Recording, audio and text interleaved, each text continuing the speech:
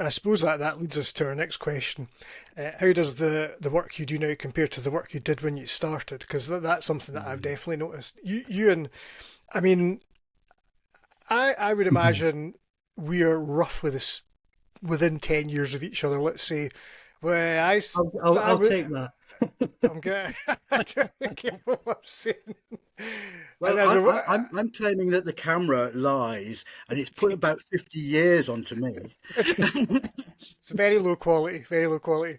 Yeah. So I mean, I start. I'd got my. I mean, I was in that dry bar. I think in the mid to late '90s.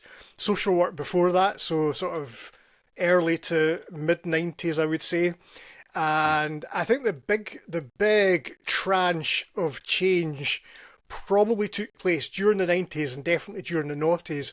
I definitely notice a difference in the work. I suppose in the way we have to be around children. I notice a difference culturally. I notice a difference with young people, and there's definitely a difference with how we have to comport ourselves around young people. Ewan, what have you noticed? Oh, where do we start? Um, Given that I came into scouting later in life, I didn't have this background. I did Cubs. I didn't go into scouts. We'd moved house. We'd gone to an industrial town, and I had my own problems at the time. So I came into scouting as a leader later in life, and I got some idea in my head about kids doing adventurous stuff and maybe doing some badges. And I went in training courses, the old SL 1 and 2, and I was taught this is how you do things. And I thought, well, yeah, I know all this already, and I've not been in scouts. And I remember I was chopping some wood on a training course, and one of the trainers came past, and he said, "Oh, you can't do that." And I said, "What?" "Well, you can't cut wood like that." And I was doing it the way my grandfather taught me, and I was splitting wood, and it was no problem to me.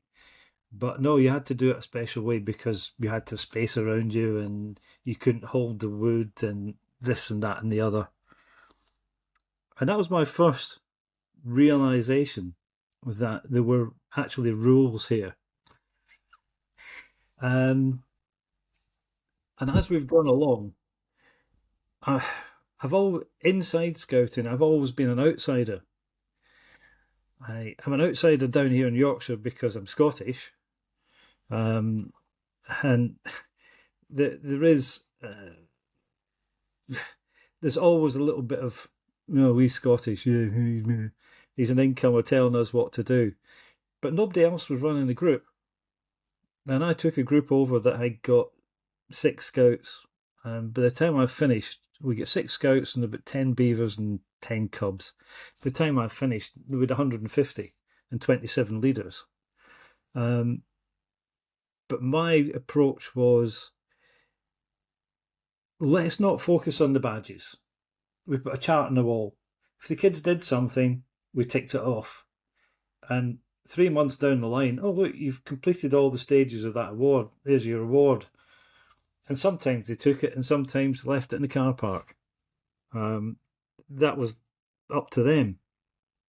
But as to how scouting has changed, um, I have to say I'm glad I'm not in the Scout Association anymore because there are there's a growing amount of petty bureaucracy, and its impact is multiplied by the fact that there's no uniformity between groups and between districts. And in some ways, I think that's a good thing. In other ways, if you've got people managing safeguarding, risk assessments, and the commissioner in or the group the district volunteer lead in this district says that one thing and a guy in the next district says another, you then start to have a disparity. And I see people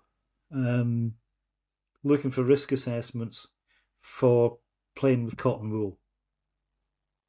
And That's, I think, what? yeah, it's You know, one have of my. and the way what we have is we've got generic risk assessments, indoor activities, outdoor activities, some specific ones for the likes of archery, kayaking, climbing, etc.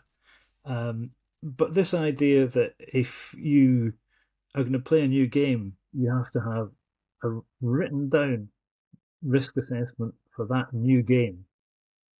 Just Is it, Ewan, it's a Ewan, barrier in the way.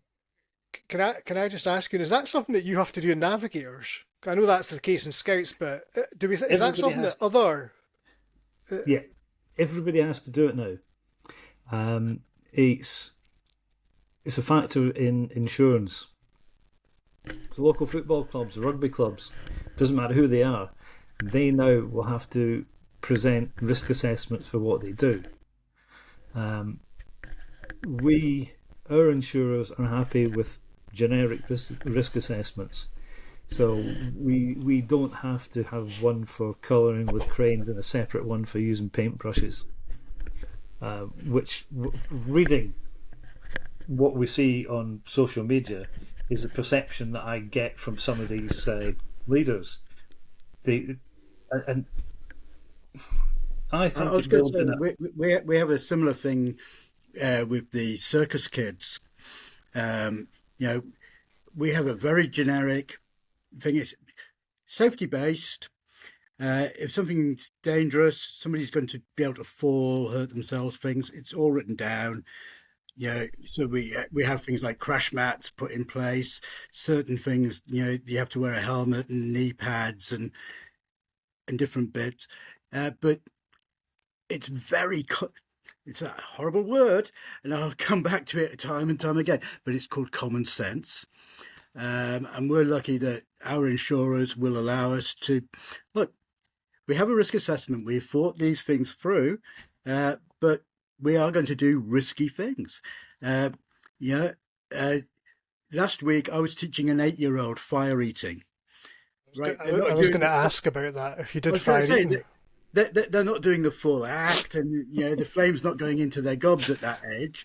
We wait until they're at least 10 for that. But you know, the basics, the idea that they can actually hold a lighted flaming torch and carry that as part of a parade type bit. Yeah, that's perfectly within that kid's capabilities. We know that they can walk without tripping over. We know that they're sensible enough that they're not going to try and light everybody that they're going past. Um, and it's those kinds of things.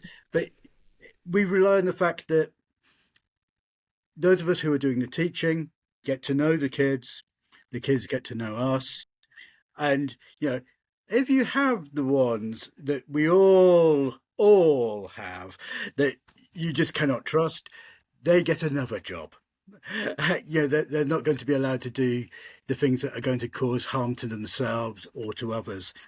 But I really do worry about particularly the larger organisations like the Scout Association, where bureaucracy takes over and it's like, yes, we do need to safeguard this because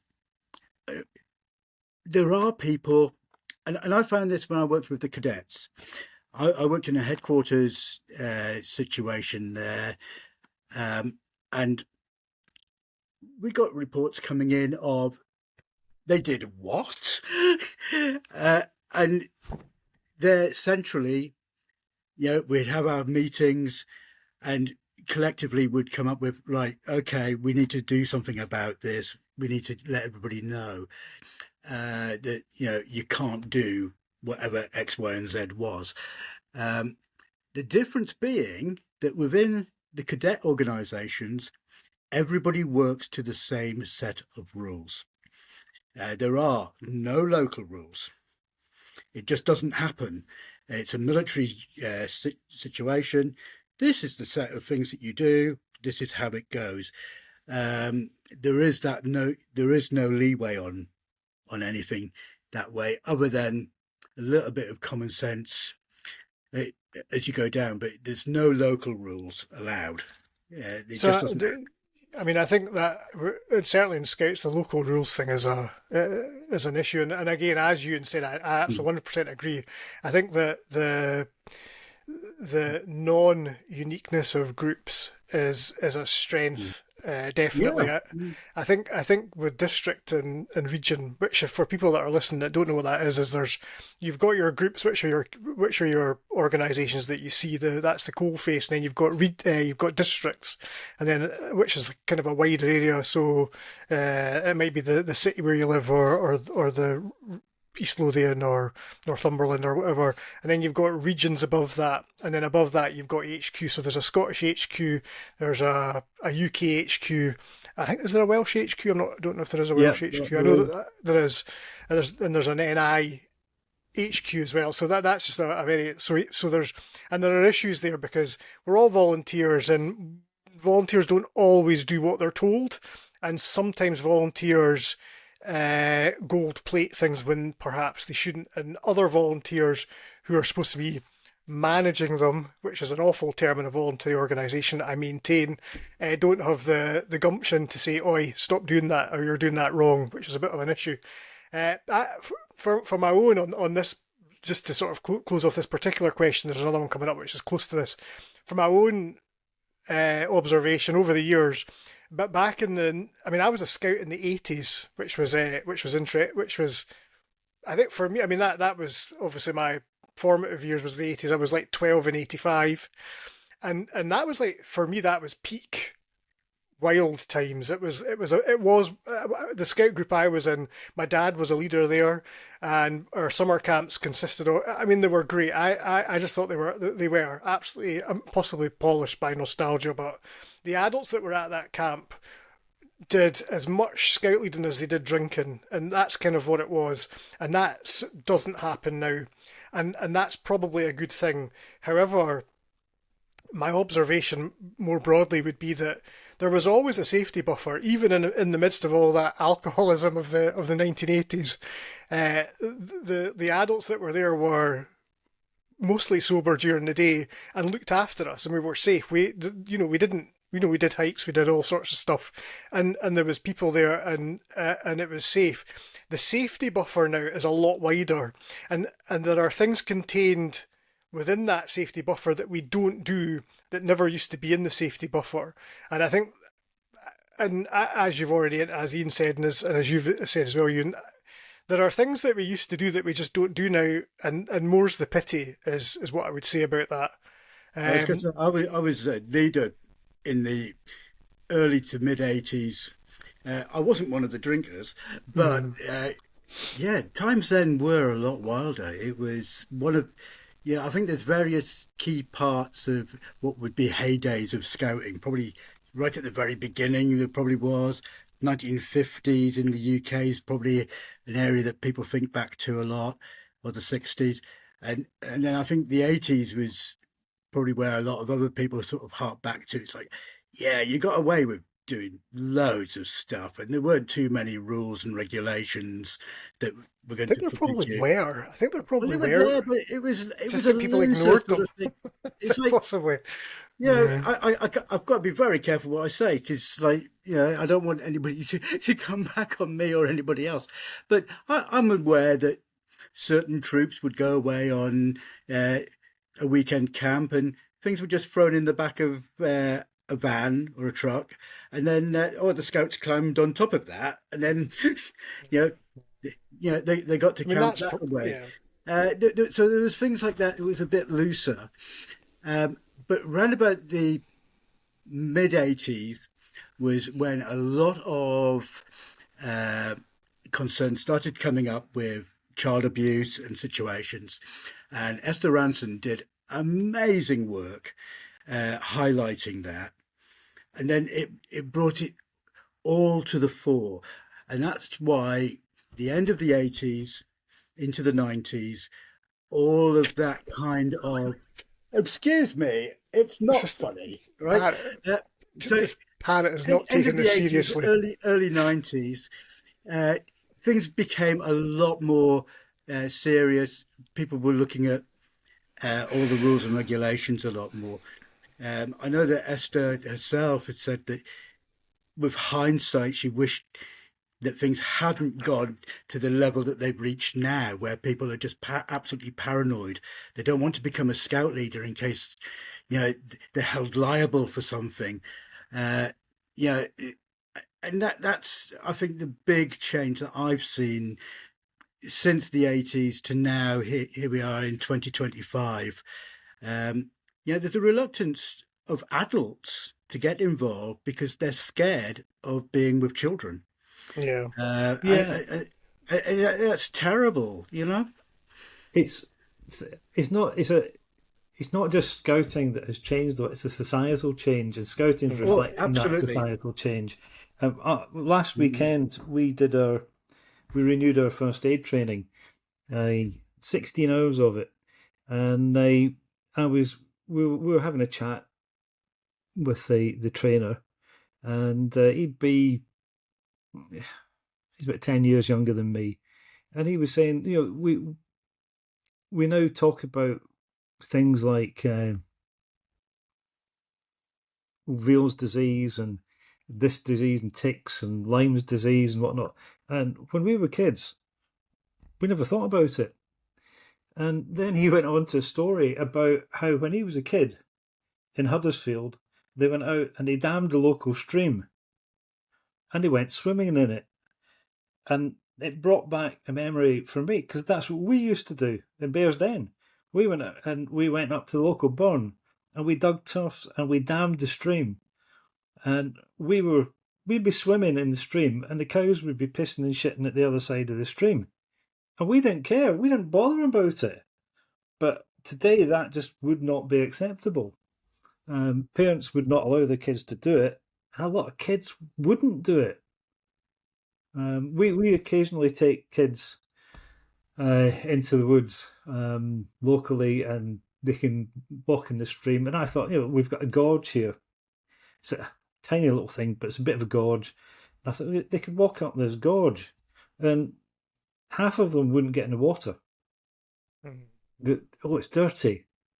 Oh, well, there's fish in it. It's not that dirty. So, but Yeah. it's a societal thing, and we've become very, very scared of allowing people to learn by mistakes. And everybody, I think, there always yeah. always has to be somebody to blame.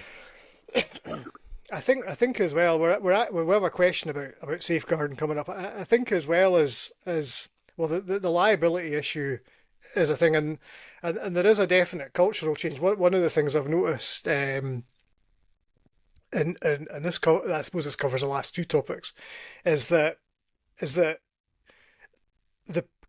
the young people that are coming into scouts now, the young people that are entering adolescence now, their parents grew up with the internet and grew up with social media. They grew up in the 90s. I forget how old I am. It's so depressing. I forget it's 2025, and it used to be that a lot of the kids, the young people that came into scouts, their parents were the same age as me, and now they're younger. Now they're younger than me, mostly for the most part. I would be. I would be an old parent now if I was one of their parents, which I'm happy to say I'm not. So some of the parents are in their early 30s, so they grew up actually under the same similar circumstances to how their kids are growing up. And so I think there's almost like an exacerbating factor there. So you've got the, the young people now growing up in the culture, the society that we have as it is now, but their parents grew up in a very similar culture and society as well. They were also kind of cosseted and helicoptered about the place. And I've not thought about this, but I wonder if you can tell the difference because we've got some kids that aren't helicoptered about, and their parents don't. They're very phlegmatic. Their parents very pragmatic, and they don't have an awful lot of patience for, if we've got kids that they're busy every single night of the week, sometimes doing, more than one activity. We've got young people that do two or three things before they even do scouts on one day, and on a Thursday they finish school, they do tennis, or they do rugby, then they do tennis, and then they come to scouts. So it's a hell of a thing, and you're absolutely right to call out culture, and I would say scouts. We've talked about scouts, and we'll continue to talk about scouts, and I do continue to wonder, and we will, if this works, if this picks up, we will get people from. Well, I mean, you are from outside scouts now. You run a navigators unit, which I think is a lot closer to the kind of youth work that we talked about at the beginning than scouts is. I think you deal with. I think scouts limits its membership by what it is, and I think you might get kids in that kind of wouldn't join scouts. I suppose to finish that point is that buffer is a lot wider now, really, in terms of the safety. It is a lot wider. Uh, Moving on to the next question, which I have written down here, the next point for comment. Are societal parental expectations around safety realistic? And I suppose we can stretch that. That is a cultural question, because it is the whole thing about safety is, and it's also a loaded question. And I don't really want to. Can I just say as well before we go any further? I'll say this very quickly. I am a fan of Scouts. I will say I have not handed out a badge for 20 years, and when the uniforms changed in about 2005, I never bought a new uniform. I haven't worn a uniform for like 20 years. I am not the person the Scout Association would pick as a spokesperson for Scouts, but I am a staunch fan of Scouts, which is why I defend it, and which is why I'm still in it. And fortunately, I'm lucky. I've the people round about here have always been quite easygoing, light touch from district and all the rest of it. That's probably why I'm still here, to be fair. But I am not a very scouty scout leader, but I will defend it. So and if and I try not to do it down, but I will criticise it if there's something in there that I feel isn't quite right, as you probably well know at this point. But in any case, are societal parental expectations around safety realistic? Who wants to fire in with this one? Yeah, I'll go. Yeah, yes and no. I think a lot of parents don't actually think about what we're doing until we've done it. There's an element of trust. If they didn't trust us, they wouldn't send their kids to us. They wouldn't let their kids come. Therefore, if we're doing things, whatever that activity might be, hiking, swimming, kayaking, archery, shoot, you name it, they trust that we will do it safely.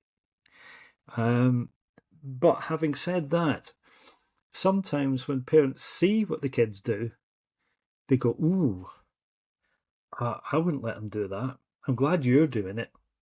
We've had that with pioneering, where kids building bridges over gorges, which is, I've got a story about that one. To fire staff. And we've had parents refuse to let the kids do fire staff. We've been doing fire staff for 25 years, and nobody's ever burnt themselves. Why would they? Because they've got a staff with two balls of fire, one at each end. Why are they going to let that fire come anywhere near them? And it's almost self-regulating. Yeah. But some parents just look at fire and their kids and say, "Oh no, I don't want that to happen," or "I'm glad you're doing it and not us." But the safety thing. I'll just say that just while you're talking about fire, I do a lot of fire type bits with the circus lot, and to be honest, the more dangerous something appears to be, the safer it actually is. Yep. Because you don't. We as the leaders and the people who are doing the training and everything are taking it way seriously, but just naturally, the kids take it way seriously. Yeah, fire hurts, right? They know it burns, so they're not going to allow it to happen.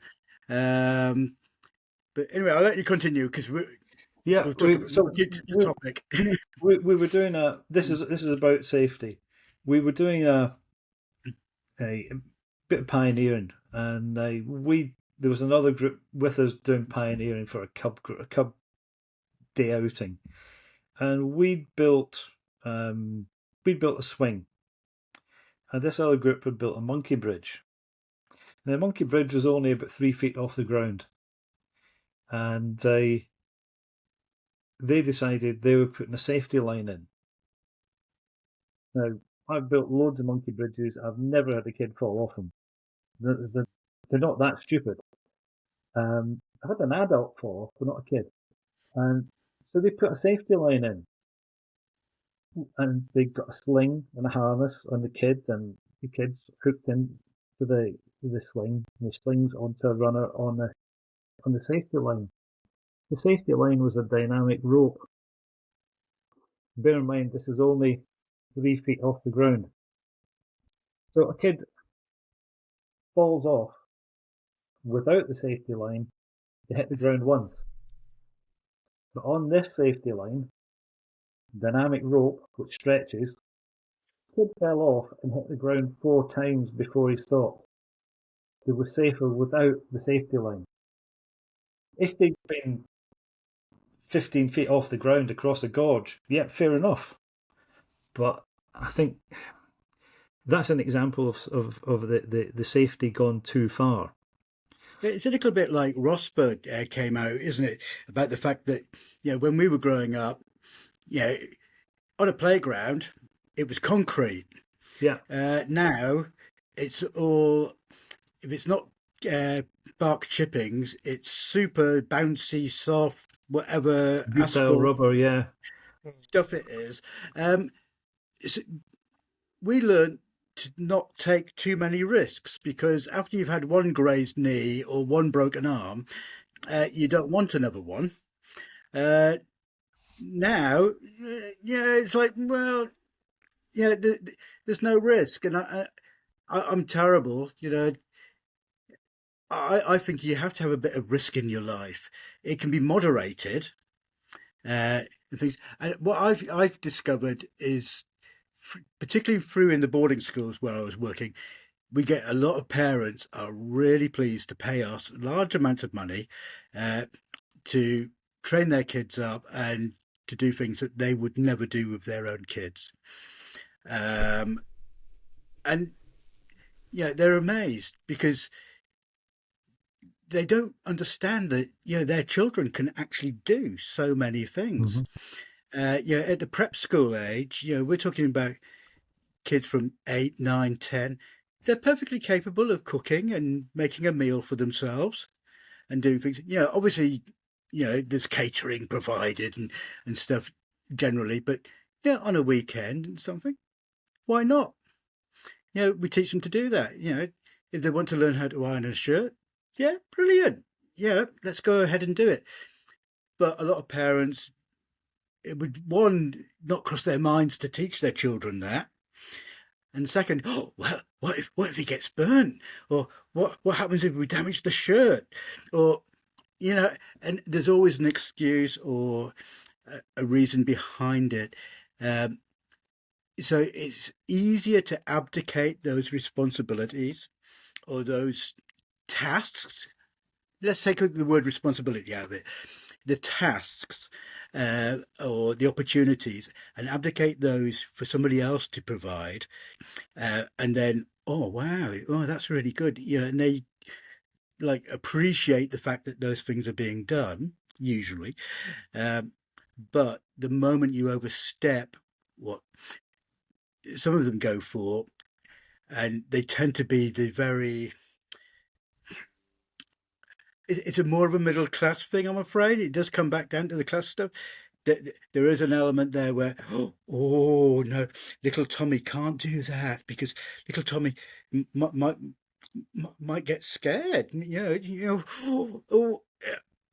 they're not giving their kids the opportunities to do things. So I think some parents have become more and more risk averse, even if the kids would like to do things.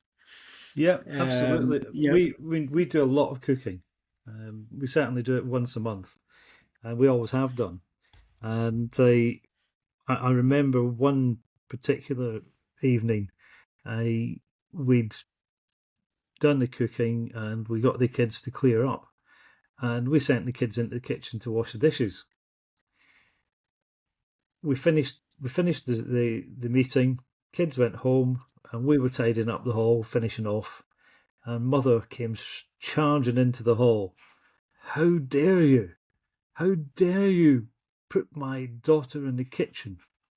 She's a 13-year-old girl who'd never been allowed in the kitchen. She'd never washed dish. She'd never cooked anything. And we were stunned. But that girl, by the time she left us, she could cook a meal, she could iron a shirt, and she could wash the dishes.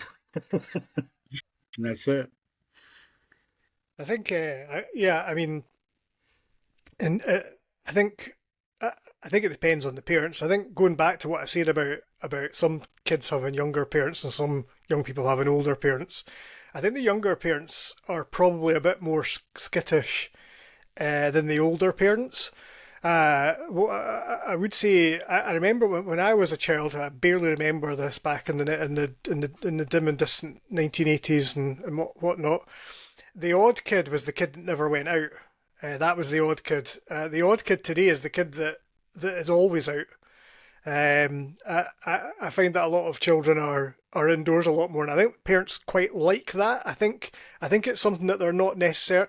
I do find a lot. I do hear a fair few parents say, "I wish they'd be out a bit more," but that comment would have to be caveated with as long as they're supervised, because I don't think a lot of parents are prepared to have their kids out and about unsupervised. And I think that's, I don't know, I'm not a parent. I think if I had kids, I would probably maybe, I think you want to, as Ian's already said, parents want to do the best for their kids. They want to make sure they're safe. So I do understand it. I don't know that it's the best, but then, as I say, I'm definitely not a parent and I'm not qualified to kind of comment on that. Um, I think that I would say in terms of youth work, and again, I would wonder. I wonder if it's the same elsewhere. And I think you've said that it is that I think the expectations around the administration of safety are. I'm going to swear, shite. It is just an absolute guddle. And certainly in Scouts, I maintain, I will always be critical of the current policy around risk assessments in particular. The, And the I, I, stupid th- the stupid thing on that is if they kept it simple, more people would comply and yeah, it would I be would agree. safer for everybody. But because they try to go down to the nth detail to try and fill out any potential possibility, uh, it just confuses it too much. So people, oh, I give up. You know, Yeah, I mean, I think it was probably a bit of an overreaction, but we're not going to get into that. That might be for another episode if it picks up. But I think in terms of parental societal expectations around safety, I think all youth work is basically reacting to culture and to things that happen within culture. And I suppose as well, there's always people that are going to gold plate and they're going to gold plate and they're going to at worst, they're going to virtue signal off the back of it. And I think there's a fair bit of that. Look how safe we are. The last thing I would say about safety, I think that, I mean, there is a Facebook page which I mention elsewhere every now and again, which is concerned with scouting. I don't know if I can say this out loud, but with scout, I'm going to anyway. I can edit it. I'm not going to. I say I'm going to. I could edit it out, but I've absolutely no intentions of editing it out. But there is that Facebook page, Scouting Risk Assessments, and some of the questions being asked on there, and some of the answers are like, my God, my God, my God. First of all, I think people, to be fair to them, I think people are asking because they don't know how to write the risk assessment. They know exactly what all the risks are. People are not stupid, right? But they know what the risks are. What they're nervous about is presenting a risk assessment that will be accepted and will meet the criteria.